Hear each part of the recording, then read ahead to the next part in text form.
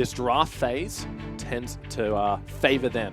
You can see the Rise being taken away immediately. Luch did an absolute number on that when he gets his hands on it. Yeah, and that's the real question we need to ask about this one. Pac-Man had a stellar Game 1 against the Chiefs. Game 2 was carried through by Luch, but Seb's also a very important member to this team. Key factor when it comes to the early game strength that they have. So the top side of the map for Abyss needs to start firing. But they're against Chippy, Sybil, and Fantix, 3 of the strongest players in the league. Right. That's not an easy thing to do, but we said that against the Chiefs, right? That's exactly right, Abyss Red. They've got a lot to prove here tonight. Sure, taking the Chiefs is a momentous occasion for this team, but you heard the desk. Direwolves looking like the #1 squad in the league right now, so Abyss, they still have a huge mountain to overcome here. Catch you guys back up. We see the Vladimir ban, no surprise, on the red side, and Rek'Sai to follow. So Rek'Sai being taken away from Seb. Direwolves on the blue side of the map have all of the target bans.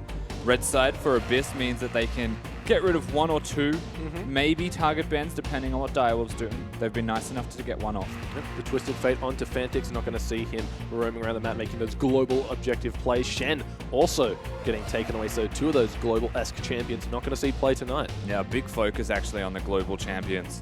Ash, the remaining one that we know Raid can play. Raze also has shown he's a quite good facilitator. I would actually imagine, I think between both of them, that even Ezreal will be a higher priority.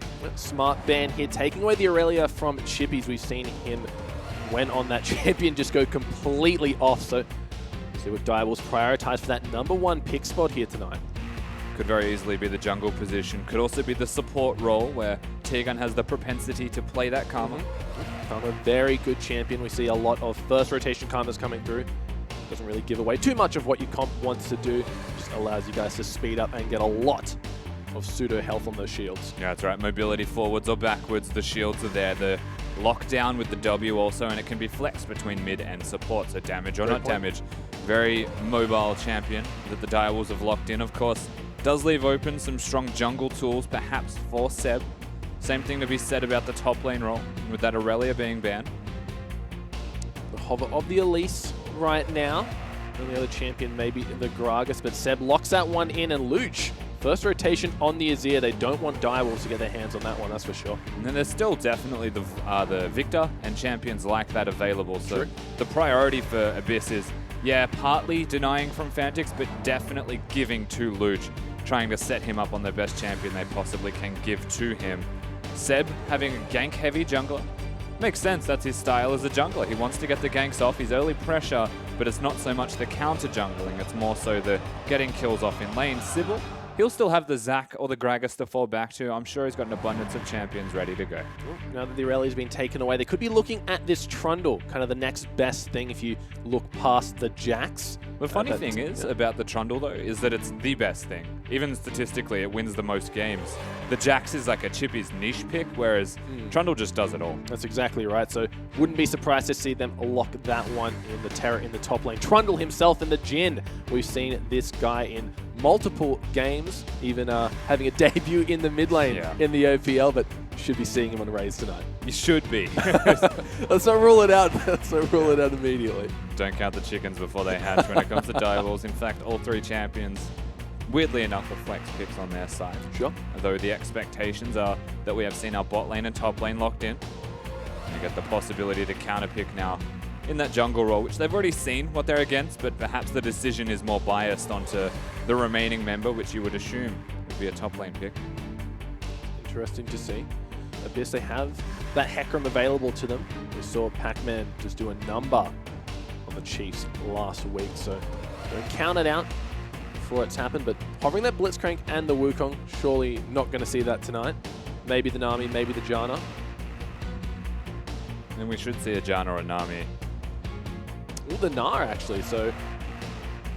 Don't know, I understand Gnar in theory, I just haven't seen it being used practically yet, so... Yeah, that's because every single team in the OPL that's tried to play the Gnar has lost against the Trundle. Picked into Trundle specifically, lost to Trundle specifically every single time.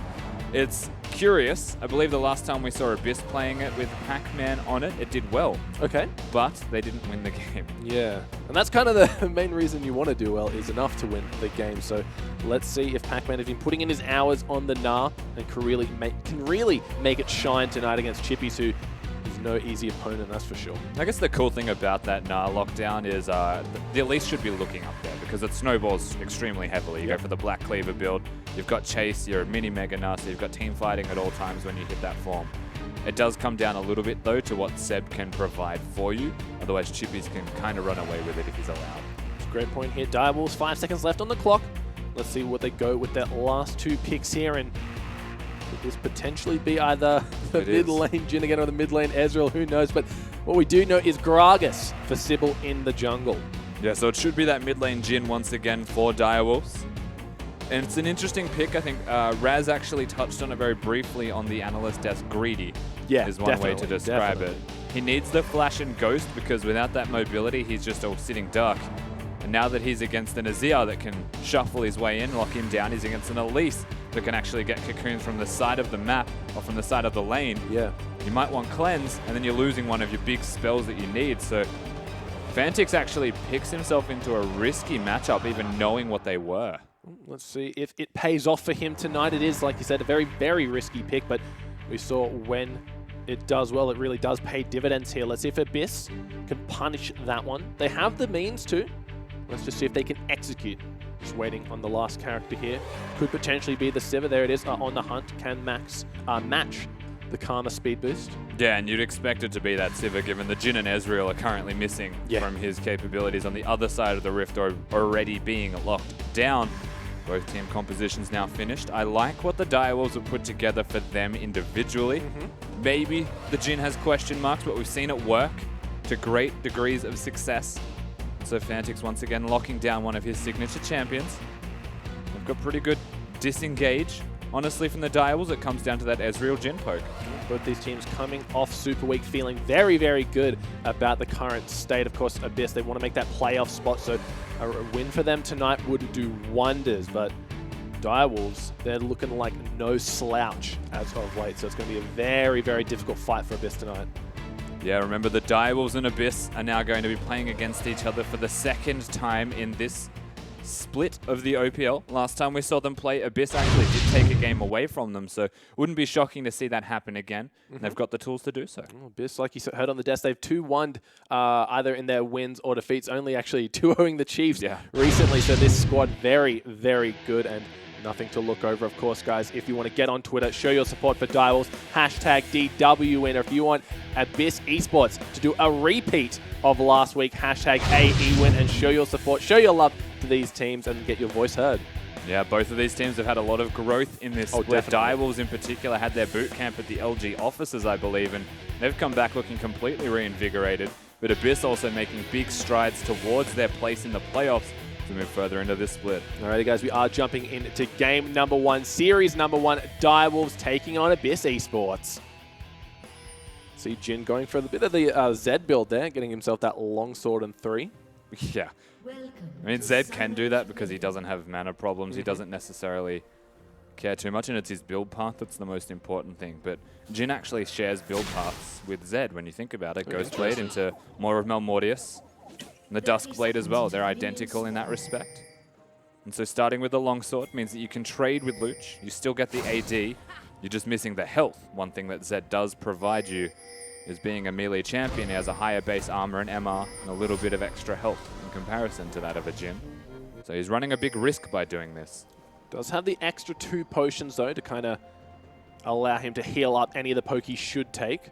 The trick with that, however, is that he is against kill pressure from Seth. True. So if the Elise shows up in the middle lane, that missing health doesn't help you. If you don't die, the potions might help you, but if you do, then you're just in a lot of trouble. That's exactly right. You can't heal all your health if it's all gone, but as you saw, both teams just mirroring each other here, getting down those deep wards, looking for the optimal lanes. Surely Pac-Man would want to go up against the Trundle, considering they picked specifically for it. Yeah, so Abyss actually spotted doing their lane swap, so the immediate movement from Direwolves is to match it. So whether Pac-Man wanted those standard lanes or not, they're going to be gifted that, as Direwolves choose to be standard. And with an Ezreal Karma, with a lot of poke available between these two champions, I don't blame them. However, Abyss have now just started with a full camp advantage. So if they can get through this health disadvantage to level 2, they might be set up well. Yeah, Regret wasn't able to get in and get the harass. We see those Karma's love to do early on, but gets a nice bit of poke down onto T-Gun, forcing the early potion, but he's got himself the coin, so he will have that passive health regen to compensate. Raid losing a lot of health here just to get to minions. One of the problems with this Janna lane is already being very present for you. You would almost say that Karma is the more efficient laning version of a Janna. Has the shield, but also has damage to boot. Now these guys are going to be completely zoned away. Because Direwolves, they get that quick level 2 mark. Of course, the CS between them will get caught up. I was looking harsh up in the top lane. So we see Fantix and Luch just hasn't really done anything, any trading blows just yet, just farming up what they can. Pac-Man and Chippies both hitting level 2 around the same mark, but you can see already Pac-Man does have a bit of a CS lead. A lot of minions there for Chippies to get, and Seb actually going for an invade. Sybil is low. Red going to be able to block the cocoon should it happen. Smites it away for some health, but he's going to have to give this one over to Seb. Yeah, really good movement from Seb once again. We called him a very strong jungler last week, and he proved it to be true. Gets himself a very free red buff and forces Sybil off it, so has knowledge of the Gragas, his positioning, as well as taking the major buff from him, forcing Sybil to smite for health. Big win. That's exactly right here. So let's see if he can make something happen with those small advantages, and Regret taking the opportunity of his opposing lane being pushed in to get some wards on the enemy's red buff. See if Sybil wants to adventure in there, considering the lane pressure is currently in favor of his bot lane. Yeah, something that makes a lot of sense, honestly, from Direwolves is putting a ward on that red buff. As Fantix might be in trouble here. Remember, he doesn't have any cleanse. Forces the flash Seb alone. Well played. This is why you run cleanse when you're playing mid lane Jhin against an Elise in general. Of course, the cleanse not too useful against most other things on that team, and that's in part the problem. The Ghost is also the much more valuable spell to actually use early, opposed to a flash if you wanted to compare the two. And so forcing a flash is actually really nice from Seb once again, stepping up big in this series so far. Which means that Sybil can't go for that invade he was looking to do on the red buff since his mid laner was quite low. Down in the bot, Pac-Man getting that mega form, but these two guys looking quite healthy at the moment. As you can see, Chippies is starting to catch back up in CS once the wave does crash the tower. Quite easy to last in front of with that chomp, and great timing on catching him in mini, but takes the poke back no matter what. Yeah, these two are just going to be pretty back and forth. Once again, we already spoke towards potentially the necessity of jungle pressure down there. Once again, we're not going to be seeing that anytime soon, as junglers are actually on the opposite side of the map, potentially looking to match each other. One of Sybil's strengths as a jungler is usually knowing where the opposition is. Both of them making their recalls, but Seb, he's got about 10 CS more to his name, and those jungle camps are worth quite a pretty penny here. His buy is going to be very favorable as we see Sybil completes his item and also gets a Hunter's Potion. Whereas Seb, he gets a pink ward, refillable, and some boots to boot. Yeah, so gets the extra move speed, gets the vision as a big bonus. Sybil can prolong his stay in the jungle from this point though. True. And might be better off for it in the end, dependent on what Seb does right now. If the gank gets off, if the Elise is proven to be successful with this item purchase, then Abyss could well and truly snowball. Well, here comes Regret, level 3 Karma. Luch is only level 5. The snare comes through. Does he have enough to get himself out? Has to flash, has to heal. Great roam from Regret. Yeah, Fantix did a lot of that damage by himself. Regret just comes in to seal the deal, essentially. But does use his Igniter. Seb's now here. There's no flash on Fantix. Oh, no. He does have the red buff, the boots to get him in range. But look at the damage coming out from Luch. It's not going to matter, though. It's first blood going to Abyss's Luch. And this is the weakness that a Jhin provides to your team. Honestly, does a lot of damage, is doing well in his 1v1, but can't follow it up as they're now coming in. Sybil's been spotted out, but it's not going to matter. A flash body slam from Sybil nets him that one. Regret's still here, though, to back him up. Look at the damage coming out from the Elise. Just proccing the red buff every time he can. Regret and Sybil forced to turn tail and run.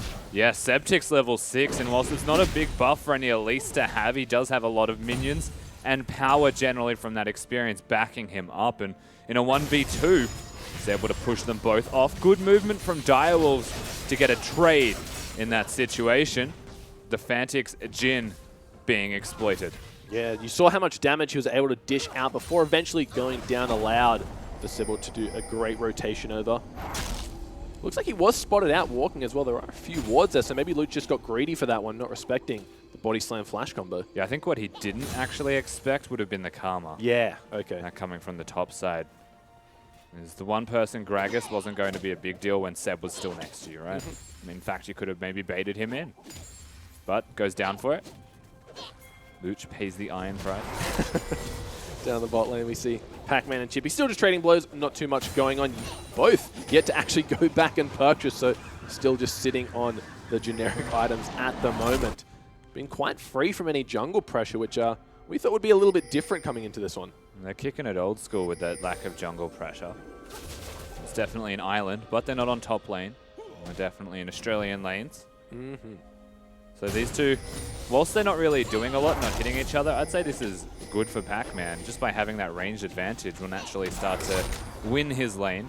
And the question is always coming back to this jungle threat. Where is it? When's it going to be there? And if at any moment, because neither of them have backed, a jungler appears, that jungler will be able to have kill threat from his damage alone, from him having backed. That's exactly right. We see Seb just hovering around that river, but doesn't really look like he has much in his sights despite counter warding. Red buff is now available. Did have the advantage of getting the timings down on that one. Gets himself a few wards down. Yeah, and they're going to be spotting where Sybil is at the same time with T-Gun, which means whilst he gets this red, he can threaten his own red and take it away safely. And with that knowledge, they may have even forced the smite from Sybil, but they didn't. Of course, a big collapse from Direwolves. Looks like Seb doing a great job of jungling this game. Fantix just pops the ulti to get a few last hits here. Will the final one get the cannon? Yeah, he will. A massive 387 damage crit on that cannon, so just using that one to length. Actually a good decision. Yep. He had no health when he went towards that blue buff. Clears the wave efficiently enough. Luch obviously doesn't want to block a crit to stop him from getting minions. That'd be a little bit silly. So he gets the full clear. Something that Jhin does have is that unique utility of the ultimate. Looks like Pac-Man and Chippies have both gone back to buy, but Seb in the bot lane should be applying that red buff. Flash available for Chippy should he choose to use it. Chucks down the subjugate. A nice cocoon though. Isn't enough to get him. A kill goes over to Pac-Man. Seb is showing up massive right now in this game. Absolutely putting on a clinic. Chippy's flashing into it. Was still a good reaction, honestly, to even use the flash. To no avail, as whether it was predicted or not, he still hit it, and that is what matters.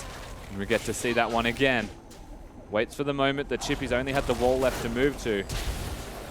He even flashed a good direction, Chippy's. It wasn't straight, it would have hit him. He flashed upwards whilst going towards his turret, but still got clipped by it. Yeah, Seb is having a beautiful series right now, from counter jungling to invading, to ganking rather, at the perfect time. Chippies didn't really stand a chance going for that damage over the health. Pac-Man just melted him. Yeah, Chippy's really did, of course, having the team out build, as you mentioned. He'll do a lot of damage, he'll have a lot of sustain against the Gnar. But now that there's a 1-0 Gnar and a lot of jungle pressure now starting to be applied around the map, you would say this is potentially the start of a great game from Abyss. This is interesting. Have we seen many Azirs favor that Morellonomicon over the Stinger of the first item? We're starting to see it a lot more now. Berserker Greaves with Morellonomicon seems to be the Azir go-to. It's a little bit different, but they gave 5% extra attack speed on the Berserker Greaves. You run attack speed in your runes, and so you have about 55% bonus. It makes up for it. You just need to get adjusted to how it feels having a little bit less. Oh, well, Fantix, he knows what it feels like to be ganked time and time again. Seb actually comes around the backside, doesn't hit the cocoon. Sybil is there. Level 7. Goes in, gets the barrel onto Seb. Here comes the curtain call. Isn't enough. Heal used by Luch. Sybil actually on the back foot now. Luch has to block these ones away. Pac-Man teleports in as Regret also makes his presence known. Yeah, this Pac-Man threat could be enough to push them away if he chooses to stay here. But meanwhile, top and bottom, they need to show respect to what the Direwolves are doing. So this is an aggressive move from Abyss now. They've committed to this. They might not have enough to get the tower, but they might have enough to get Fantix, who the shield keeps him alive for now. And that skittering spider. Ooh, that was dangerously close. Thankfully, of course, has a Hex Drinker. The blue shield that popped up was that. Abyss now pressuring once again. The Direwolves try and make their trade. Oh, Regret gets hit by the cocoon, snares up Seb. That may have saved his life. Sybil coming back just in time. They're using their own health bars as a resource. As Chippies. Pac-Man might be in trouble. Subjugate goes down. shredding all that armor and health. Does still have the tower for safety, but as you can see, Chippies did a number on it. One of the things that I quite like and why I'm not too sold on the Naren to Trundle matchup is how the Trundle actually works into him. If it takes any resistances, Nah has a lot in Mega, but has none in Mini. So if you time it right, you actually just ruin him.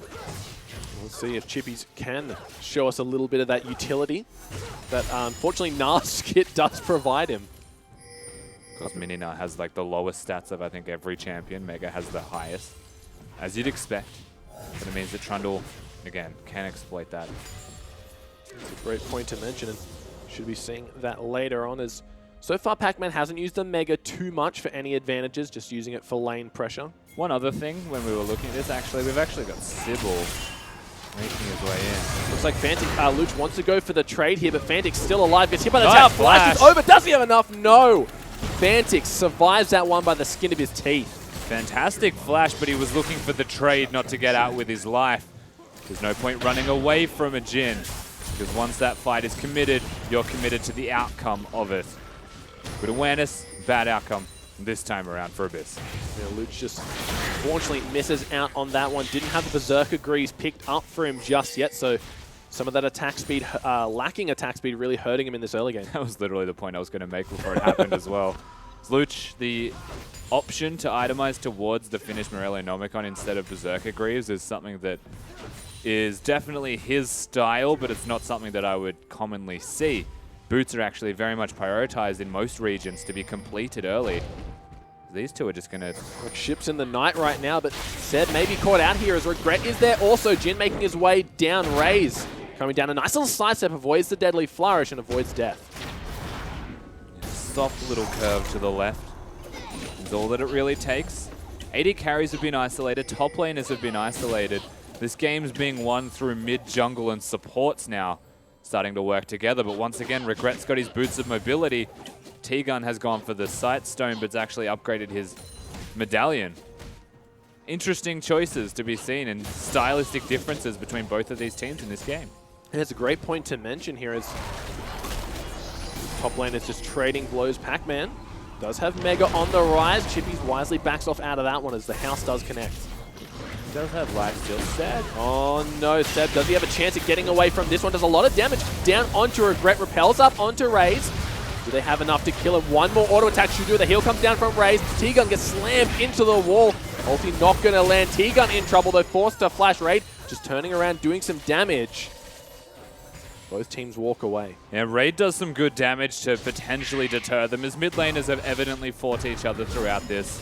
Seb lives, but the Gragas cask, which was used in an attempt to last hit them, actually pushed them out of the Ezreal ultimate. So unfortunately, Direwolves, they find an opportunity to go. They pull the trigger on that, but they don't get the outcome they were looking for this time as Fantix. Luch getting interrupted there. Yeah. No curtain call available just yet. Must have used that in an earlier exchange here. Luch has a little bit of a CS lead. Might get evened up now as Fantix just clear out this wave, no troubles. Yeah, it's like 45 seconds until his ulti was available, so not to be seen. But Fantix starting to up that pressure he seems to have in the middle lane. Of course, more of Malmortius means he has armor penetration and relative tankiness to what the Azir can do to him.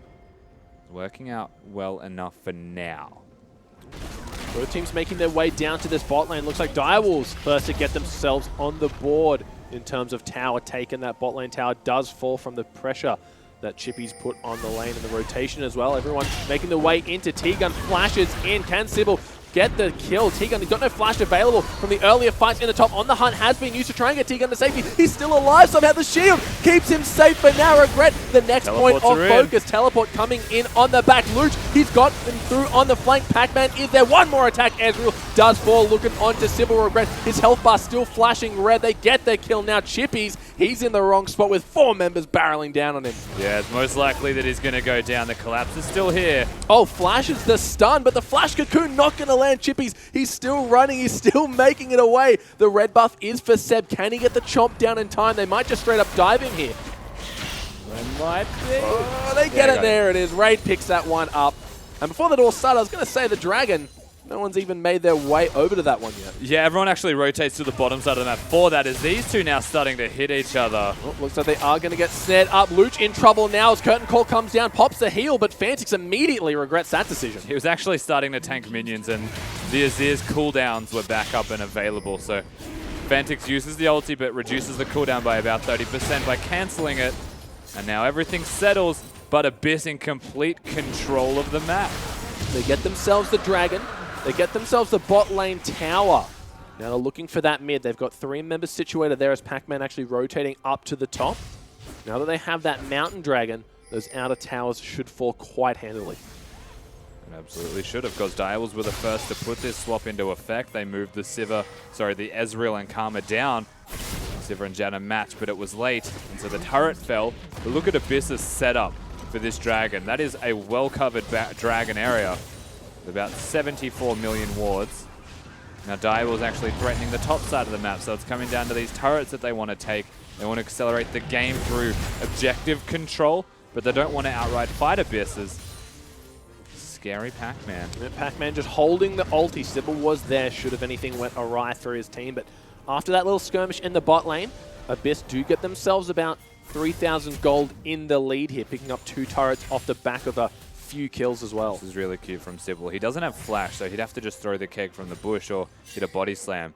Raid has spell shield. If they can force the spell shield, then perhaps they can threaten it.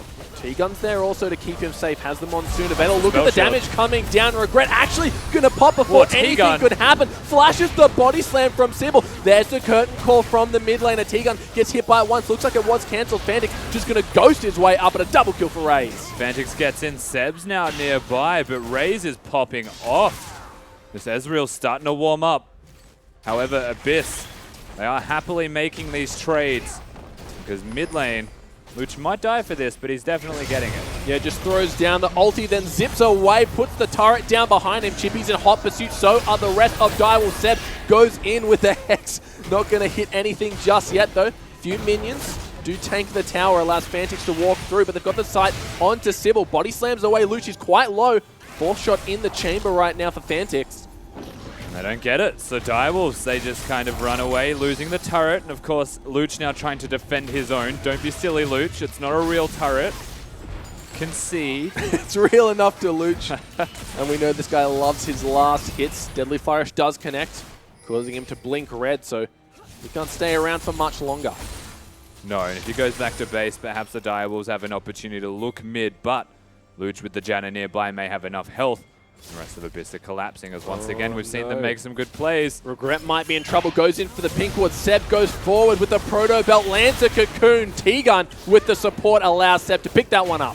Now 4-7 in kills, and that gold lead's crept up to about 3,000.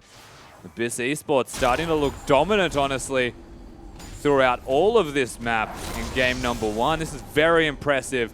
A team off the back of beating the Chiefs 2-0. Now up against what is effectively a top 2 team, and the Direwolves beating them. Now they really want to show everyone that it wasn't a fluke, that they have got what it takes to run with the greats in the OPL, and what a better time to do it. They're facing down the barrel here, looking for to make that top 4 playoff spot, and getting a win against Direwolves would really increase their odds. Yeah, and remember, these two teams have played against each other. The last time they met, it was 2-1 to Direwolves. They got themselves rolling in that 3rd game, but it proves that Abyss have a recipe for success in playing against the Wolves. And right now they're putting it into effect, so we'll see if they can continue this upward trend. If they can actually take them apart of the Direwolves or get that team fight in the mid-game. Actually start playing towards their strategy, which is have the Jhin and the Ezreal and the Karma poke together and start sieging. It looks like they're starting that right now. 4 members making their way over to the mid-raid, doing a good job of defending that one. Takes a few cues to the face, though. T-Gun wasn't there to shield that one off. And that's the strength of this team composition. Yes, it hasn't been used to its fullest, but they've just started looking at it as an avenue for them to approach. If they get poke off with the Ezreal Q, the Karma Q, even a Gragas Keg, and a Trundle Pillar, God forbid he gets one of those and it hits somebody, the Jhin can lock them down. If they're locked down, there's the threat of engage. So Abyss, picking up that Janna, could actually prove invaluable for them as they move towards their actual way of winning the game themselves, and that'd be team fighting with the Mega Gnar. They really don't want to allow Direwolves to get in the position that you just mentioned, allowing them to knock off all of those skill shots. They're trying to stay as mobile as they can, keep Direwolves reacting to their plays. And so you see Seb going for a little bit of counter warding here, denying visions that Dragon, spawning about a minute 10. It is another mountain.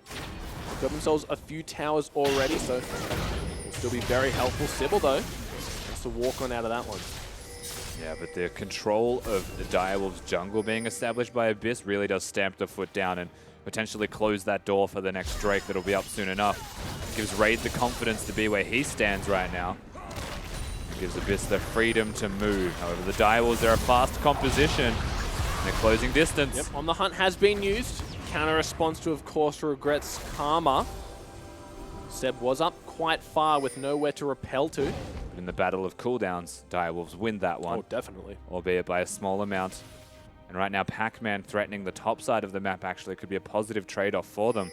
Even Luch posturing up there means that perhaps they threaten the dive. T-Gun's caught. Fighting on both fronts may end up biting Abyss as T-Gun actually in a world of hurt. Regret also experiencing the pain, but now it's a 4v2 in the bot. Raid gets chunked out. Looks like he just has to turn tail and fight Seb. Got it. He got the kill, but he's going to go down for it. Does sidestep, gets hit by the barrel, though, so a massive amount of slow. Can Abyss answer? They do with a tower in the top. Yeah, and right now the Ezreal is the one trying to deal with an Azir and a Gnar, and there is no way that he can do it. The Direwolves, however, get themselves 3 big picks. Not only is Seb down, but Raid and T-Gun are gone, and that's their facilitators. There was a preliminary ping after that fight was won by Direwolves onto the Baron, but that's very unlikely given that the Gnar and the Azir are still at full strength. So instead they look towards the objective and the free gold in this middle lane, even above all else considering the Drake is up. Yeah, mid tower should fall no troubles. We see Pac-Man still trying to put pressure in on that top lane to alleviate that of Direwolves so they don't get themselves more. Luch has finally made his way back in, but he seems to be attracted to the beautiful animations of the Deadly Flourish here. Yeah, so Fantix is actually level 14 now, which means he's got 5 points in his Q and his W. The E, of course, scaling heavily with your AD, opposed to anything else. There's not a whole lot of purpose besides cooldown in maxing it. And so that W now are going to be able to do a lot of poke when it comes to sieging situations, fighting for objectives. Direwolves, though, the inclination towards hard engaging seems to be the deterrent in this. Despite being spotted out, Direwolves don't choose to pull the trigger. A few of their members weren't in position just yet, so they just get themselves a second Mountain Drake. These turrets are looking weaker and weaker as the game goes on. In the mid lane now, Luch and Co trying to keep that at bay. Got himself that Rylai's Crystal Scepter, so big power spike for the Azir. Yeah, definitely is a big spike. The top side of the map for Abyss, looking extremely solid. Moving into this game, that's exactly what we expected of them. But that build, once again, from Pac-Man, it really is starting to perplex me. You get the Black Cleaver, you get 20% cooldown reduction, you get Chase, you get Kite, and a bit of health to boot. You also get Armor Shred against somebody that barely has armor, so you'll be doing a lot of damage, right? Yeah. And then you go for the Frozen Mallet. And the question is, what are you looking to achieve that the Black Cleaver doesn't already provide? And what is your goal behind that? Because it's not team fighting until you have 4 items now instead of 3. If you can't kill the Trundle, a champion that gets 2 items and can't get pushed out of lanes, then what is it actually worth to you? That's a fair point to make. Let's see if it can actually show us why this is a build path he's chosen. The real problem with it is that you don't have a second item resistance item. You're against Fantix and Raze, who are both armor penetration on one of them and physical damage on the other, both being physical champions. Get an armor item early. Maybe get a Sunflame, maybe get a Randuin's even against the Jhin, who has guaranteed crits. Great point. And maybe set yourself up for a mid-game team fight where your team is snowballing and is about 3,000 gold ahead. Instead decides that the 4v4 is perhaps how Abyss want to win it, and that he wants the 1v1. It seems to me like he's relying a bit too heavily on those Mega Gnar stats that he gets, and just seems to be running away anytime he's in small form, which of course is that Gnar playstyle, but you are right, he would benefit quite greatly from a Randuin's Omen. See if that is in his build path future. We've never seen a Mega Gnar used accurately in the OPL in the past week. It's a great point as well. So it's the only time we've see seen if one this Pac-Man split. can be the first. Down in the bot lane though, Chippy just has to respect him still. Can't really stand to fight him. Is a level behind at the moment and only does have one offensive item. Yeah, well, Chippy just wants to fight the minions. He's like the Sivir, essentially, of the top lane, where eventually you can ignore Pac-Man. Once you get to that point, great. But until that point, just sit back and hit the minions. You've got sustain anyway. Pac-Man's a nuisance, but he's a 3-0-1 Gnar that's got less teamfight influence potentially than you. Or the same, which is where the issues really start to come out for Abyss. He's got himself 2 stacks of that Mountain Drake. I'm sure he could have got a few shots on that tower, but chooses to go for the Trundle autos instead. Just going to regen that every minion wave that comes. Don't think he can really poke him down, especially with the Spirit Visage and a Ravenous Hydra. Can't poke him down. Even if you get the Trundle to half health, you turn to Mega, no longer have that presence, and Chippy's with a single minion wave gets back to full. Direwolf's now starting to pressure actually with vision, or at least match that of Abyss around the Baron area. And that's where the games really lie right now. These two are just going to hit each other a lot. Really nothing doing. But past this point, there's 4v4s everywhere. See who has the stronger. Abyss is still in the lead by about 3,000 gold, 7 kills to 8, favoring Abyss. But the poke coming down from Direwolves. That's just one deadly flourish onto T-Gun. What is him about? But it looks like Chippies wants to go for something here. No, he doesn't. He just walks away. We're going to see the rinse and repeat. Of course, pressuring from Chippy stops any teleports, and it's the right movement if Direwolves are looking to engage, which it feels like, based off their aggression that Sybil's now putting down for them, they are. Look at that positioning. Really wants to try and make something happen here as Pac-Man back down to Mini Gnar, so doesn't pose the same amount of threat. Luch forced to back off as Fantix just does what he wants in that mid lane for now. Could Sybil be potentially looking at this bot lane? No way. Just going for the Raptors, getting himself that smite buff. Yeah, bringing a smite down to the bottom lane would be very risky. Sooner or later, this turret will fall, and Abyss pulling a Trundle on a Trundle, but it's a slow process. Chippy's not having a great time, but once again, Pac-Man will hit Mega. He has the threat of stuns, but he can't stop sustain. We're just seeing the rinse and repeat. Abyss not making any positive movements. They're not getting around Summoner's Rift and securing objectives. They're just playing League of Legends slow, and this is giving Direwolves opportunities to get into this game. You can tell just by the way that Direwolves have kind of poised themselves these last few engagements around the Baron that are looking to make the fight and looking to make it happen sooner rather than later. And so we saw Luch go back, pick himself up that Void Staff and Elixir of Brilliance as well. Like again, Raid, decent CS lead. Mid lane for Luch, decent CS lead. All of that CS is not being translated into anything major, and perhaps it was about those item spikes, but it's definitely right now that Abyss have all of those item spikes, because that's 3 items on the Sivir, 3 items on everybody actually, except for the Janna, and that's fine because he has pink wards. And that's an item slot. Looks like Pac-Man actually swapped it up, going up to that top lane to lay some pressure down now. This will allow Direwolves to go in and clear out all the vision that Abyss had spent laying for the last few minutes or so, but got their sights set on this Air Drake potentially. Yeah, 3 members actually up top for Pac-Man. Does have that Guardian Angel. I don't know. Pac-Man, he's definitely out of position, but it's fine. He's a super tank. He might die, but the Drake was where they seem to be actually looking. However, they're looking for structures instead, so feigning the Drake is the sign of importance. Moving them around to the top side as this is aggressive from Sybil. Pac-Man does get denied, trying to hop out of that one. 3 members just going in. He's going to go down any minute now. Pauses, hops his Guardian Angel. He goes back into Mini. Should be quite easy for Raze to finish off. Burns the Flash as well, trying to buy as much time for his team as they are making short work of that mid lane tower. Yeah, they need to recall because mid lane's in trouble. Chippies can't defend.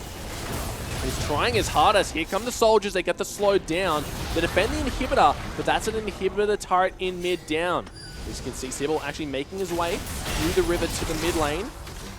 We could potentially see a Baron play, or a Baron bait rather, from Direwolves. Yeah, Pac-Man actually a big waste of the Guardian Angel. Was overextended, we already said it. What he should have done was backed off and maybe poked them if they tried to recall. They now give an opportunity for 25 seconds where all of the vision control for Abyss was on the bottom side of the map near the Drake. Direwolves already controlled the Baron. This is a big mistake from Abyss Esports, gifted to the Direwolves if they lock this down. Baron dropping to about 1,000 health. This should be it. Smite goes away. CBLOL secures that one, and Abyss caught sleeping. They put all their eggs into trying to get that mid lane inhibitor. Doesn't happen. Pac-Man goes down. Baron goes down in favor of Direwolves. Exactly. They get the turret in mid lane, but they can't push any further. Pac-Man dies quickly enough, and you might be thinking, why did he die quickly as a level 17 Rusty? Well, it appears as though he's got 2 offense items and didn't have a third defensive one. Guardian Angel doesn't really provide a lot at 30 minutes in as your sole defensive item. We really felt that one up there in the 3v1. He survived for what seemed like a couple of seconds. Wasn't enough to buy his team what they needed. CBLOL posturing very aggressively onto Luch. Knocks him back in. Seb's there to help him out. Can they get him down? Heal comes through. The curtain call being used. Seb now in the firing line. Luch, he may just bleed out, but luckily the shield from T-Gun keeps him safe. Now Direwolves in the power play with that Baron, get themselves a couple of summoners, a mid lane tower, and now they're pressuring the mid lane inhibitor turret. Yeah, and Luch, of course, having to go back to base. Chippies and Pac-Man both have teleports. It's almost Meganar. Oh, CBLOL takes a lot of damage. So does Raze. Ray just getting in there with the boomerang on the hunt. Has been popped. Who's his target? It might be Fantix, but Fantix turning around a lot of damage. Shield now keeping him safe. Flashes forward. Not going to land anything else. But now CBLOL in the firing lines gets taken down. Ray snared up, but shouldn't be a problem. Has the Vamp Scepter to keep himself sustained. Pac-Man now can't fight Chippies.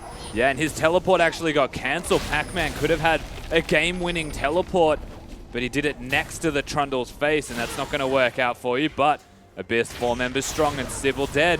It is an open inhibitor here. Raid is quite low. It's all going to be on the Janna to keep him shielded up. Cocoon comes through onto Chippy, who just turns around with the fire. Remember, the Trundle still has Subjugate available. Pac-Man in mini. Quite a while off Raze. Very aggressive going in, but now Abyss forced to retreat. Pac-Man, he's quite close to Mega. They could potentially go for a turn, but look at the burn damage that's coming through. Regret leading the charge. Where is Jin? They're all so close. Luch actually takes that one. They're jumping away. They don't want to fight this Direwolf squad who are in hot pursuit right now. The curtain call coming down onto Seb. He's got no hope of surviving this one. One more shot should do it. Gets the repel in time. But he's dead. Chippies is just standing on him, catches him on the way down. He actually should not have repelled because T-Gun had the Mikhail's Crucible. Yeah. Their best bet was actually just to try and put that on him and hope that it was enough. Dies anyway. Mikhail's Crucible also burnt. Direwolf now with that Baron buff, now pushing back in a 4v5 of their own. CBLOL's here. Yeah, Raid onto Chip. He's doing a lot of damage. A tower's actually there as well. He's still alive thanks to the Karma, but look at Luch. He can't find his target. Now Raid just free to auto-attack Fantix. Gets the exhaust thrown down on his teleport. Knocked up. Raze looking for that one. Regret gets hit by the crit. Nice spell shot. Now Raze, one more auto attack should do it. Force the heal for movement speed. The boomerang narrowly gets him a nice shutdown kill. And this is just completely back and forth in the middle lane, trading kills for kills. Nobody's broken the inhibitors yet, but if they get here, if Fantix can't recall, which he cannot, then the opportunity is there for Abyss. This inhibitor has been poked down. We're yet to see how much it's regenerated. This should be a take. Raid's going nuts. They're 3 members strong right now, and Raid leading the charge for Abyss. Get themselves the first inhibitor of the game on the hunt, nearly off cooldown as well, should they need to retreat from that one. And we called him a young mechanical player. Well, they're giving opportunities for him to show those mechanics off. A lot of focus going down onto Luch and making sure that he dies. But everyone's sleeping on this Sivir, who's been hitting ricochets constantly with his crit, destroying the Direwolves. Yeah, just cleans up that fight. Mechanical genius, you said it yourself. Abyss, though, now about 4,000 gold in the lead. 3,000, actually. Still quite even in terms of kills. Saw both teams just kind of do base to base, chasing each other down. Abyss get the better out of that one, though. Yeah, both these teams are just on a seesaw at the moment. It's like going up and down. They're like falling one direction and then going back the other. A swing of momentum consistently is what we are seeing right now. The gold lead has not stretched in about 20 minutes, maybe about an extra 1,000 gold in Abyss's pockets. But they do have the inhibitor. They don't have a neutral to take, though, unfortunately, as they have to wait quite a while. One big win for Abyss. The Pac-Man has his GA up again, but he's yet to get into a team fight because he teleported next to the Trundle. That Nah really hasn't shone too bright yet. Not that the Trundle's been impactful. And this is the really cool thing between these teams. Early game was jungle influence, looking around the mid lane, but the AD carries seem to be determining who's winning through the jungle, starting it off. Raid's got himself that Bloodthirster now, just starting to stack up that shield in preparation for the Elder Dragon, who should be spawning in about 40 seconds or so. Let's see if Direwolves can contest this one, because Abyss, they've got 3 dragons to their name, amplifying the damage and bonuses that they get. Right now, Direwolves' best play is to be slow, to work around Fantix hitting a W, locking somebody down with the trap. Abyss just want to go forward. They want to look for potential picks and more brute force-ish in the damage they want to apply to the Direwolves team, as Pac-Man might have found him. Nope. Great slow on that barrel by Sybil, keeping himself safe, but the Elder Dragon up in 10 seconds. Vision control well and truly in favor of Abyss. Direwolves are either going to have to face check this one. Well, they Call can comes spot the through. ulti. T-Gun does get caught out by Sybil, but Fantix wants the damage onto the carries. On the hunt has been popped, but now Sybil actually might be in trouble. Forces the ultimate back onto Raid. That's a huge cooldown used. Yeah, so they actually have the Jhin ulti down, the Gragas ulti down, and only for the Sivers in response, and that's not a damage dealing threat.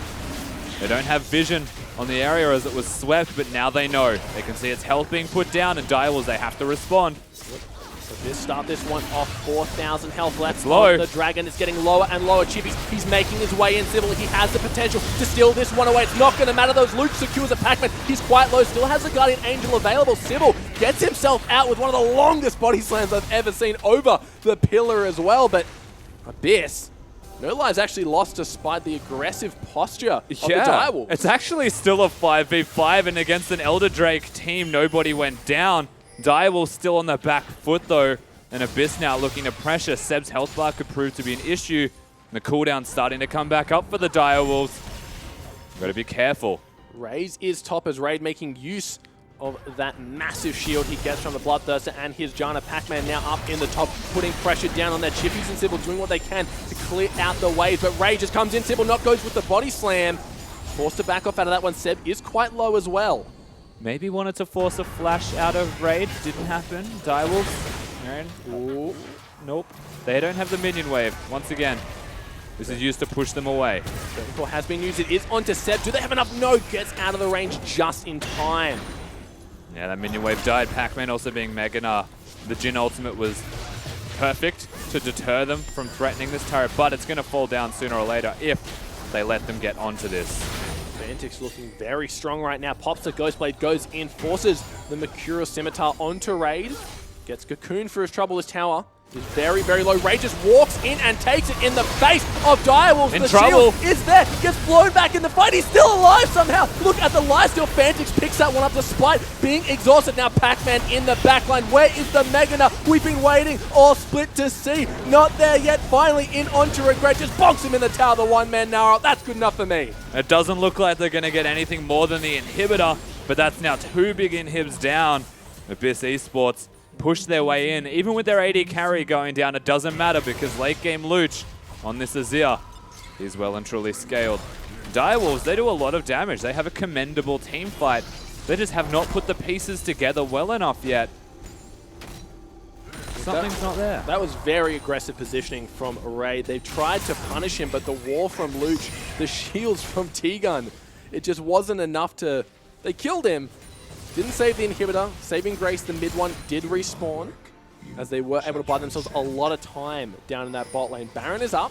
Yeah. Pings are going down as well from both teams. Chippies has teleport, so if they come to it, he can go back. He was just trying to lock that down beforehand. Once again, Direwolves now on the back foot, with that Baron being a big point of power. They have to send Chippies bottom, and if they don't, then they just lose their Nexus through minions. And this is now where the 4v5 comes out, where complete control is in the red team's hands. Very intense moment for both squads here right now. Abyss, they're in a great position. Trade this Baron, push down mid and end the game. But Direwolves, they have so much damage on Fantix's Jhin and Chippies. He's reached kind of a fever pitch right now. He's got himself 3 massive items. Kick it off. Has been started for Abyss. Where are Direwolves? That's But look how fast it goes down. That is 2 Mountain Drakes for you. Now Regret just gets destroyed, deleted even by Ray Tagon in there to keep his Pac-Man safe. Sybil gets blown up. No hope for that one. And Abyss Esports, like we said, just going to run it straight down the mid lane. Yeah, from the looks of it, I don't know if this is going to be enough to just outright finish the game from this point. But by being a 3v5, they can definitely look towards it. It's going to be a difficult defense. Chippy's are tanky, Fantix and Rays do damage, but they're going to need to be perfection to secure anything that isn't game-ending for Abyss right now. Smart for Abyss to push out that super minion wave as far as they could in lieu of losing that Baron. But now Chippy's sole defender right now. Rays and Fantix finally back in the fray. Ray doing his best, but Regret's going to be up in 2 seconds. Sybil in 10. Don't think Abyss have got it here. Maybe not unless this wave seems to be the push, but not to be. Abyss have to walk it out. Direwolves live to see one more day, potentially. They're not out of it by any means. That team composition they have compiled is all but entirely scaled. And Abyss struggling to put that final nail in the coffin. Yeah, Luch just needs a little bit more gold to finish off that Hourglass, currently sitting on a hat as well as all the ability power he has now finally stacking up off that one. So those soldiers are going to hurt when it comes down to it. Pac-Man finished himself off that Randuin's. Still got the GA up, so wasn't popped in the previous engagements. See T-Gun having that new and improved Ardent sensor, giving his team a little bit more shields than they're used to, as well as the on-hit magic damage. Changing up the build a little bit as well, Fantix goes for the Infinity Etch instead of the Dusk Blade of Drakthar. It has the Last Whisper, so still very much armor penetration build, just with a bit of added crit, having 2 crit items. Something that Jin sorely misses in a lot of his builds. 2 more of Malmortis, both on the carry, so it's going to be up to Ray to really get that massive amount of damage in. But you can see just off the ricochets alone, if they all group up, he can hit Sybil, he can hit Chippies, and poor Rays and Fantix are still going to feel it. Yeah, once again, Direwolves, risky business when it comes to defending this. Raid's posturing aggressively out of necessity because he's the one that has to hit the turrets. Otherwise, they'll never fall down. But with the windows of Nah not being mega, perhaps Direwolves try and find an engage. And they defend this tower. They're doing their darndest. Grady learned from his mistakes before, but Luch may be the one caught out here. A beautiful time zone is keeping him safe, and that's going to fuel Abyss to go in the turret. It should fall. A few more auto attacks should do it, but here comes Fantix. Curtain Call being used. The tower, it's still going down onto Pac-Man, dealing the damage. No one from Abyss can get in to kill this one. His GA has been popped. The soldier's poised to defend him. Hops his way out of that one. Dye will still defend, but that's cannon should be enough to take it out. Yeah, Abyss still full health, so yes, they defended, but only for a moment. Oh no, Regret's being caught. One more auto attack from Raid should do, but he hits the inhibitor. Instead, shouldn't matter though, Seb Spiderling cleans him up. Look at the damage coming out from this Sibba. Getting himself 2 more kills. Chippies goes down with the GA, but Abyss come in swinging. Take out the first game of the series. Very impressive game number 1 from Abyss Esports. It seems to be a well-covered victory from the beginning until the end. The Direwolves had glimmers of hope throughout that game. They definitely showed they could take it to them, but there was never really any way into that. The door was all but closed from the start almost through the jungle pressure from Seb. Yeah, Seb did a great job of establishing that control early and making it just snowball throughout the game. We saw them kind of sitting around that Baron at that middle game, not really accomplishing much, but Abyss already proving the critics wrong. Absolutely. Coming into this series, we were looking at it and saying perhaps the mismatch would be in the bottom lane. Yeah. Regret and Rays up against Raid and T-Gun. But Raid, one other member we have to note in that first game, had a great game. Look, Raid did impeccably. We're going to chuck it over to the desk to see what they thought of that Game 1 performance. Not going to catch it this time, Rogie, but that's just because they laughed at me on the desk last time. So, you know, I'll just acknowledge it, the good old Chuck. Yeah, that was a pretty impressive performance out of Abyss Esports there. Best team in the OPL. Looking at you guys. Explain, please. First and foremost, I want to start with Raid. I called him janitorial, and Raz, that's your name. Hi, welcome to the team. No, Raz is talking about how he doesn't think he's janitorial, that he actually has a lot of potential, and I'm going to agree with that. I think that he came off as janitorial to me, again, like that Ezreal pickup is one of his primary champions, but on the Sivir, looked great and very carry-oriented. You could see the bloodthirst in his eyes that he wanted to run forward. Yeah, exactly. And I apologize for that 2-0. I guess that's what I thought was going to happen. But, never doubt Abyss to take it. Hopefully, it's a 2-0 for them, right? Let's see how that works pivot. out. Yeah, exactly right. But I want to talk about this belief in Abyss, because if anyone could benefit from a belief in Abyss right now, it is Abyss Esports, because they're ahead for so much of that game. They had 3-item power spikes at certain points, and they just weren't pulling the trigger for us. Yeah, I cannot say this enough. Abyss, where's my Benji? I see it moving. Yeah, Give me the close-up. Yeah. There you go. You got it. Benji, Abyss. You guys need to believe that you have the talent to be able to do this, because you watch it in your game plan that you're so far ahead. Take that Baron fight or that Baron pause, for example. You were very clearly waiting on an item spike for Sivir. That's why they were dancing around it, waiting for that Infinity Edge to come online. But you didn't pull the trigger. Instead, you actually got caught out. Just pull the trigger. Just have faith in Raid. Just blow the Sivir whistle and start running at them. Yeah. You have talent in your roster.